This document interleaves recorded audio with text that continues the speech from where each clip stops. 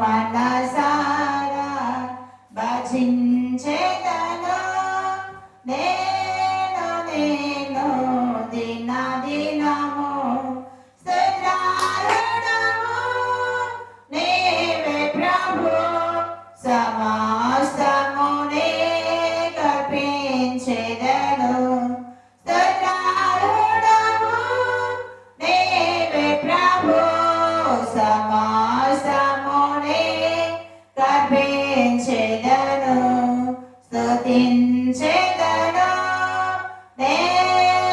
నేను మనసారా భజించెదను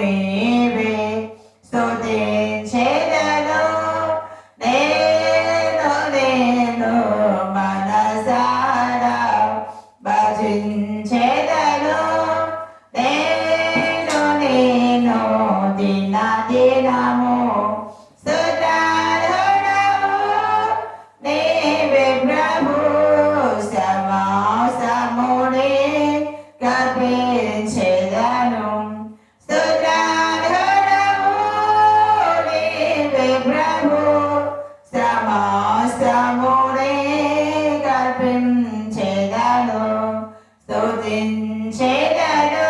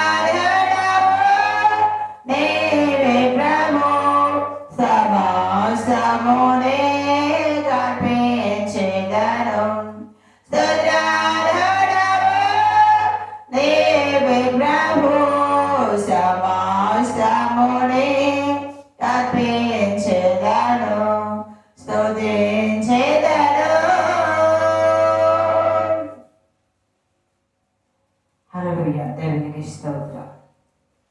ప్రియాక్షణమా పదేం పిల్లారా, ఇప్పటి వరకు పాటలు పాడుకొని ప్రభుని కనపరిచాం కనుక వాక్య లేఖనంలోకి వెళ్లే ముందు మనం ప్రార్థన చేసుకుందాం.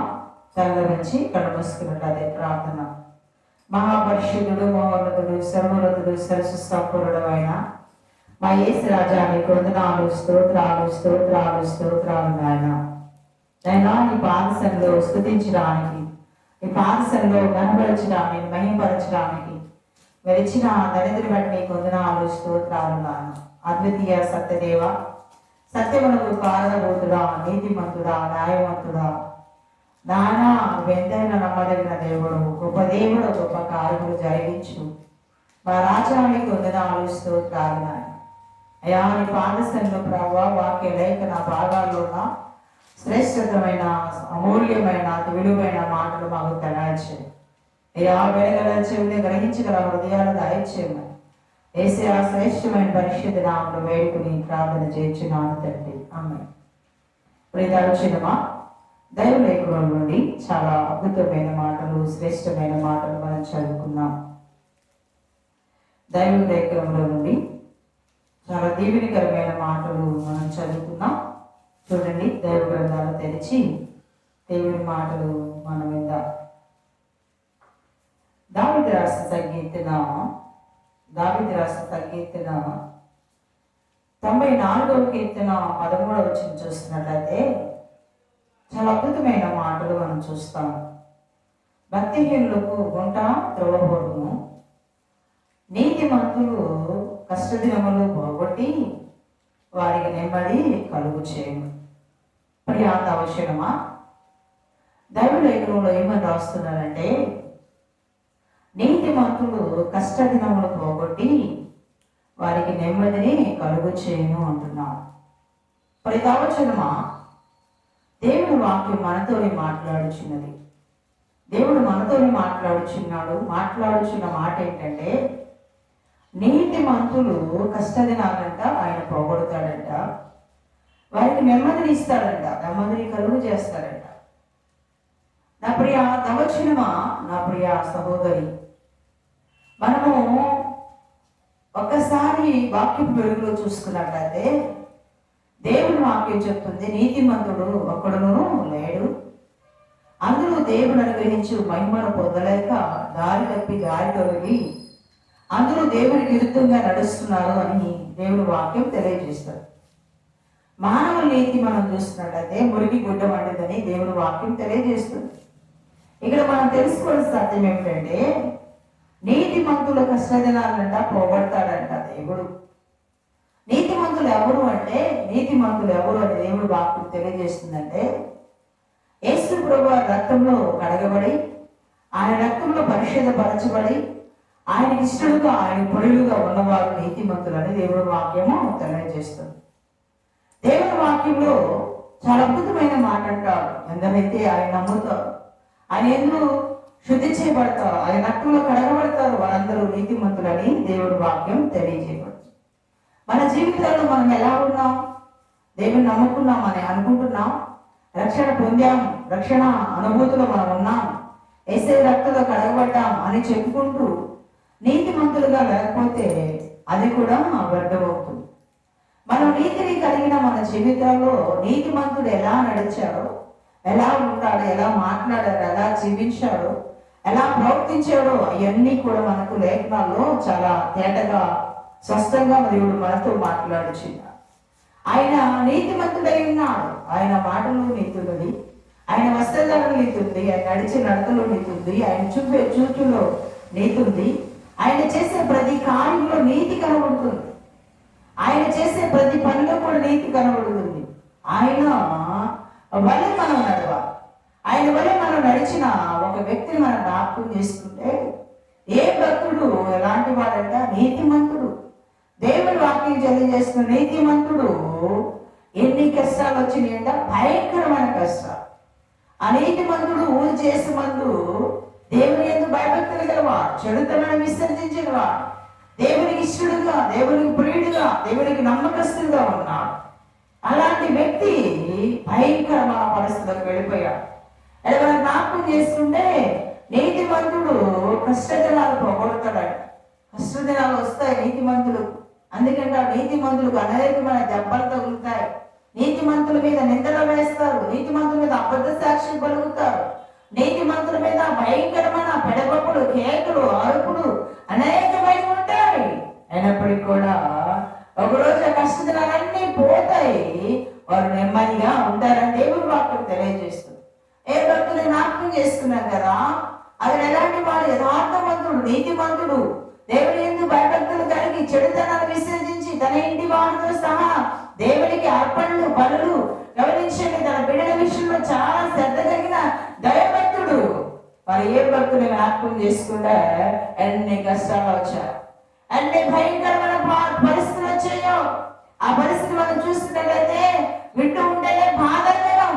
ఒక రోజున సమస్తాన్ని కోల్పోయాడు. ఒక రోజున భయంకరమైన పరిస్థితి వచ్చినప్పుడు రోడ్డు మనను పోగు చేసుకొని ఆ రోడ్డు మనలో కూర్చున్నాడు, రోడ్డు మీద కూర్చున్నాడు. భార్య వచ్చి మాట్లాడుతుంది, ఎందుకు దేవుడు దేవుడు అని దేవుడు పెట్టుకొని ఉంటావు, మరణము కమ్మని ఆయనతో మాట్లాడచ్చు. నువ్వు చనిపోతే మేలు కదా, దేవుడు దృష్టించి నువ్వు చనిపో ఉంటుంది. అనీతిమంతుడు అంటాడు చాలా శ్రేష్టమైన మాట, ఎంత అమూల్యమైన మాట అంటే అది ఎవరు చెప్పలేనంత గొప్ప మాట. అది దీవెనకరమైన మాట, చాలా అమూల్యమైన మాట. ఏమంటాడు? యెహోవా ఇచ్చిన యెహోవా తీసుకుని పోయాడు, యెహోవా నామము స్తుతి కలుగును గాక అన్నా. నోటి మాటతో కూడా ఏ భక్తుడు దేవుని దూషించిన వాడు. స్నేహితులు వచ్చి అంటున్నావు ఏదో పాపం చేసావు. ఈరోజు కూడా చాలా మంది అంటారు ఏదో పాపం చేశావు కాబట్టి ఇది కష్టాలే కదా. లేదు తల్లి, నీతిమంతులకు వచ్చే ఆపదలు, నీతిమంతులకు వచ్చే కష్టాలు అవి కలకాలం ఉండవు. అవి కలకాలము అవి జీవించవు, అవి ఉండనే ఉండవు. ఎందుకంటే మహాగరుడైన యేసయ్యను ఆశ్రయించాను కనుక నీతిమంతుడు దేవాది దేవుడు సహాయం చేస్తాడు. ఏ భక్తుల స్నేహితులు వచ్చి ఏమంటున్నారు? ఏదో పాపం చేశావు కాబట్టి, ఏదో భయంకరమైన పరిస్థితి చేశావు కాబట్టి ఎన్ని కష్టాలు వచ్చాయి అని వాళ్ళు కూడా దూషించారు. నా ప్రియ సోదరి గమనించండి, ఎంత గొప్ప దైవజనుడు, గొప్ప మరి భక్తుడు ఒక రోజున కుప్పలు కూలిపోయాడు, సర్వాన్ని కోల్పోయాడు. రోడ్డు పనున పోగు చేసుకుని బ్రతుకుతున్న అతని జీవితంలో గమనించిన నీతిని వెంబడించాడు. నీతిమంతుడైన యేసయ్యతో, నీతిమంతుడైన దేవునితో సహవాసం కలిగి విశ్వాసాన్ని విడవక, ఏమాత్రం నా పరిస్థితి ఏమైంది, నా స్థితి ఏమైంది గుండెలు బాదుకోక ఆయన విశ్వాసం కలదు, ఆయన జీవించాడు. కాబట్టి మరి చాలా అద్భుతమైన రీతిలో ఏ భక్తుని పోయిన దానికంటే రెండంతల ఆస్తుదారులు, రెట్టింపై ఆస్తుదారులు. పోయినది మరి ఒకరేటైతే రెండంతల ఆస్తుదారు దేవుడు ఇచ్చాడు. ఎందుకేడా ఇంత గంభీరంగా లేఖనాలు రాస్తాడంటే నీతిమంతులు కష్టదినాలు పోగొడతాడు. కష్టాలు కలకాలము ఉండవమ్మా, ఓర్చుకమ్మా, సహించమ్మా, భరించమ్మా అని పెద్దవాళ్ళు చెబుతూ ఉంటారు. అవును తల్లి, నీతిమంతుడుగా నీతిమంతురాలుగా ఉంటే ఎన్ని కష్టాలు వచ్చినా, ఎన్ని బాధలు వచ్చినా అవన్నింటినీ పోగొట్టి దేవుడు నెమ్మదిని ఇస్తాడు. నీతిమంతులు ఎలా ఉంటారంటే కథల్లో పచ్చబడు, కలత చెందరు. వాళ్ళ హృదయంలో ఒక నిబ్రత ఉంటుంది. దేవుడు ఉన్నాడండి నాకు, ఎలాప్పుడు ఆస్తులు, అంతస్తులు, మేడమిద్దులు, లేకపోతే బంధు బలగం, లేకపోతే నాకేమి లేకపోయినా పర్లేదు, దేవుడు ఒక్కడుంటే చాలు, ఆయన నాకుంటే చాలని ఒక భరోసా కలిగి, ఒక ధైర్యం కలిగి చాలా నెమ్మదిగా ఉంటారు. కొండొచ్చి మీద పడ్డా కర్త చెందరు. ఎందుకంటే నాలో ఉన్నవాడు, నాతో ఉన్నవాడు గొప్పవాడు అని ఒక నిశ్చిత, ఒక నిబద్ధత కలిగి ఉంటావు. మా ప్రియ సహోదరి, ఎలా ఉన్నది నీ ఆత్మీయ జీవితం? ఆత్మీయంగా నువ్వు ఎదుగుతున్నావా? ఆత్మీయంగా నువ్వు బలం పొందుకున్నావా? ఆత్మీయంగా నువ్వు నీతిని వెంబడిస్తున్నావా? ఒకవేళ ఈ రోజు నువ్వు నీతిని వెంబడించకపోతే, యేసయ్యతో సహవాసం నీకు లేకపోతే దేవుడు నీతోనే మాట్లాడుచున్నాడు. దేవుడు నేను హెచ్చరిస్తున్నాడు. మన జీవితాలు ఏముండాలంటే నీతిమంతులుగా ఉండాలి. నీతిని అనుసరిస్తే ఆయన ఒక రోజున కష్టదినాలన్నీ పోగొట్టి ఆయన ఏం చేస్తాడు? నెమ్మదిని ఇస్తాడు. నెమ్మది నెమ్మది. ఈ లోకంలో ఔశ్వర్యం కన్నా, ఆస్తుల అంతస్తుల కన్నా, మేడమిద్దుల కన్నా ఏమి కావాలి మనిషి కంటే? నెమ్మది కావాలి. ఈ రోజున అన్నీ ఉన్నాయి. ఔశ్వర్యం ఉంది, ఆస్తులు ఉన్నాయి, మేడమిద్దులు ఉన్నాయి, కోట్లు కోట్లు డబ్బులు ఉన్నాయి, మునుగుతున్నాయి. అయినప్పటికీ కూడా నెమ్మది లేని జీవితాలన్నీ. కనీసం మా మంచం మీద పడుకుంటే నిద్ర పట్టలేని పరిస్థితి, కనీసం కూర్చొని మరి గమనించండి మరి తినలేని పరిస్థితి. ఎందుకు అలా జరుగుతుందంటే వాళ్ళలో నీతిమంతులు కాలేదు కనుక, యేసయ్య రక్తంలో కడగబడలేదు కనుక వాళ్ళు నెమ్మది లేని పరిస్థితిలో ఉన్నారు. ఈరోజు మనుషులకు నెమ్మది లేదండి, సమాధానం లేదు, సంతోషం లేదు. అన్నీ ఉన్నా కానీ తినడానికి తినే అవకాశం కూడా లేదు. ఎందుకు లేదంటే వారు నీతిని అనుసరించలేదు కనుక, నీతిని వెంబడించలేదు కనుక వాళ్ళ జీవితాల్లో నెమ్మది లేదు. మన జీవితాలు అయితే ఏముంది అంటే మనం నీతిమంతులుగా ఉన్నాం, యథార్థవంతులుగా ఉన్నాం, దేవుని యందు భయభక్తులు కలిగి ఉన్నాం, దేవునితో సమాసం కలిగిన వారు ఉన్నాం, దేవుడు మనం అంటగట్టబడి ఉన్నాము. మన జీవితంలో నీతి ఉంది, యథార్థత ఉంది, దేవుని అనుసరించే గొప్ప భాగ్యం ఉంది. అంటే అంటే దళితంతులు అంటే మన జీవితంలో నెమ్మది కలిగి ఉన్నాం. నీ జీవితంలో నెమ్మది ఉందా ప్రియా సహోదరుడా? ఒక ప్రియా సహోదరి, నీ జీవితంలో నెమ్మది లేకపోతే ఏసేందుకు వచ్చి నీ అతిక్రమములు, నీ పాపములు, దోషములు దేవుని సన్నిధిలో చెప్పుకున్నట్లయితే ఆయన పరిష్కరిస్తాడు, ఆయన సహాయం చేస్తాడు. ఆయన సహాయం చేయాలంటే నువ్వు నీతిమంతుడైన యేసుతో సహవాసము కలిగి ఉన్నావు. సామెతల గ్రంథం మనం చూస్తున్నట్లయితే చాలా అద్భుతమైన మాట మనం చూస్తాం. దైవ గ్రంథాలు మనం చూస్తాం. సామెతల గ్రంథం 18:33 అంటాడు, నా ఉపదేశమును అంగీకరించేవాడు సురక్షితంగా నివసించును, వాడు కీడు వచ్చిన భయముల యొక్క నెమ్మదిగా ఉండు. దేవునికి స్తోత్రం. నా ప్రియా సోదరి, నా ఉపదేశాన్ని దేవుని మాటలు అంగీకరించేవాడు, దేవుని అనుసరించేవాడు వాళ్ళు ఎలా ఉంటారో సురక్షితంగా ఉంటారంట. వాడు కీడు వచ్చిన భయపడరు. ఎందుకంటే మనలో ఉన్నవాడు గొప్పవాడని ఒక విశ్వాసం కలిగి ఉన్నారు కనుక నెమ్మది నెమ్మది నెమ్మది నెమ్మది మన జీవితంలో నెమ్మది కలిగి జీవించాలి.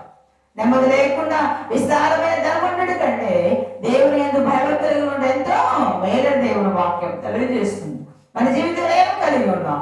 ఏమి కలిగి ఉన్నా? అవున్నా ఇవన్నా అని గొప్ప చెప్పుకున్నావు, కానీ నీలో నీకుందా? నీలో నెమ్మది ఉందా? నువ్వు నీతిమంతుడు అయితే నెమ్మదిగా ఉంటావు. ఎలాంటి పరిస్థితులు కీడొచ్చింది, భయంకరమైన పరిస్థితి వచ్చింది, నెమ్మదిగా ఉంటావు. నెమ్మది లేని జీవితం జీవిస్తున్నావంటే ఇంకా నువ్వు నీతిమంతుడవు కావు. ఏ కానీ యథార్థవంతుడు కాదు. మనుషులు పైన పని చూస్తారు, దేవుడైతే హృదయాంతరంధ్రాలను చూస్తాడు. ఆయన చూస్తున్నాడు కనుక మన జీవితంలో నీతిని మనము కలిగి జీవించాలి. నీతిమంతుడు నష్టం కలిగిన మాట తప్పుడు. అవునంటే అవును, కాదంటే కాదు. దేవుడికి ఇష్టలుగా, దేవుని ప్రియమైన బిడ్డగా మనం ఉండాలంటే మనం నీతిని అనుసరించి నడుచుకోవాలి. నెమ్మదిగా ఉండాలండి. అందుకే దైవలేఖనం మనం చూస్తే నీతిమంతుడు భిక్షమెత్తుడు కానీ వారి పిల్లలు విలువబెట్టు కానీ చూచి ఉండలేదంట. మన నీతి మన బిడ్డలకు వస్తుంది, మన బిడ్డలకు వస్తుంది. మన బిడ్డలకి రావాలి అంటే మనం నీతిమంతులుగా ఉండాలి, యథార్థవంతులుగా ఉండాలి. దేవుని ఎందుకు భయభక్తులు కలిగి దేవునికి ఇష్టానుసరంగా దేవుడు నమ్మకస్తులుగా ఉన్నప్పుడు పరమంతుగా దేవుడు చూస్తాడు. మనుషులు పైన పని చూస్తారు కానీ దేవుడు హృదయంలో అంతరంతరాలు చూస్తాడు.